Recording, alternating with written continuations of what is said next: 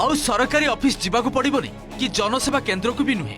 WhatsApp रे गोटे message करी आवेदन करी पाई परिबे बर्थ सर्टिफिकेट टू आरंभ करी कास्ट आउ इनकम सर्टिफिकेट।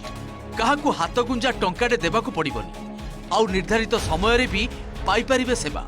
सेथिपई आमो साथी यूनिफाइड व्हाट्सएप चैटबॉट रो लोकार्पण करिसंती मुख्य शासन सचिव। 9437292000 नंबर रे आमो साथी व्हाट्सएप रे चैटबॉट रे गोटे मेसेज देले हो जिबा आवेदन। बड़ कथा हला एही चैटबॉट रे आवेदन करिथिबा सेवा जदि निर्दिष्ट समय रे सीमा भितर न मिले ताहेले दायी अधिकारी विरोध में कार्यानुष्ठान मध्य नेबे सरकार। एही व्हाट्सएप चैटबॉट रे कौनसी सेवा पाई जणे आवेदन करे ट्रैक मध्य करि परिबो। आवेदनर स्थिति कौन केउठी अटकिछि ताहा मध्य जानि परिबो। विलंब हेउथिले तार कारण मध्य जानि परिबो।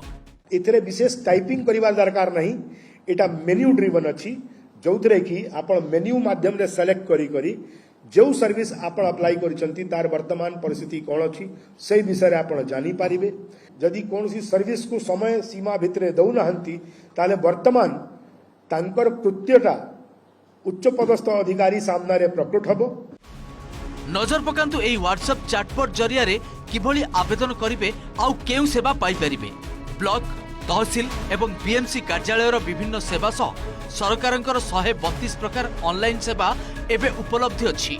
इनकम कास्ट आउ रेसिडेंट सर्टिफिकेट जमी किणा बिका बाबद समस्त सेवा सह जन्म मृत्यु आईनगत उत्तराधिकारी बासस्थान एवं आय प्रमाण पत्र ड्राइविंग लाइसेंस फर्टिलाइजर लाइसेंस आंतर्जातीय विवाहरु लाभ जातीय परिवार योजनारु लाभ भली बहु सुविधा सहजरे पाई परिबे।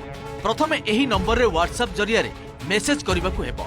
तापरे निज बाबद रे समस्त तथ्य देबे। परे विभिन्न विभाग रो जे सेवा आवश्यक सेथिरे क्लिक करी आवेदन करि परिबे। गोटे ऑफिस रे फॉर्म रे जाय हमको लिखबा पड़े से सब फॉर्म व्हाट्सएप रे आसी। फॉर्म फिल अप कला परे यदि किसी डॉक्यूमेंट सबमिट करबार अछि से डॉक्यूमेंट मध्ये हम व्हाट्सएप रे पठाई करे सबमिट करे परिबा। एप्लीकेशन सबमिट होबो आ गोटे एक्नॉलेजमेंट नंबर आसीबो। से एक्नॉलेजमेंट नंबर रे आपण परे चेक मध्ये करे परिबे कि मु जो अप्लाई करथिली तार कोन स्टेटस। तहसील कार्यालय हो किंबा पुलिस सेवा हो किंबा कौन जमी जमा को लेकिन सुविधा हो विभिन्न प्रकार जाति प्रमाण पत्र किंबा आय प्रमाण पत्र जो कौन प्रमाण पत्र घरे बसी आम मोबाइल माध्यम व्हाट्सएप रे डॉक्यूमेंट सेंड करी तार स्थिति एवं से सर्टिफिकेट मध्य पाई परिबा। सबुठु बड़ कथा हला यूजर्स फी मध्य केवल व्हाट्सएप पे जरिया रे करी हेबो। एही चैटबॉट रे ओडिया रे मेसेज करी आवेदन करी हेबो। एमिति न लेखि मध्य जणे मौखिक आदेश रे आवेदन करि परिबे। खलिकोटरू सिल्लू विश्वालक सह भुवनेश्वर कैमरा पर्सन पंकज साहू सौम्य रंजन साहू को रिपोर्ट ओटीवी।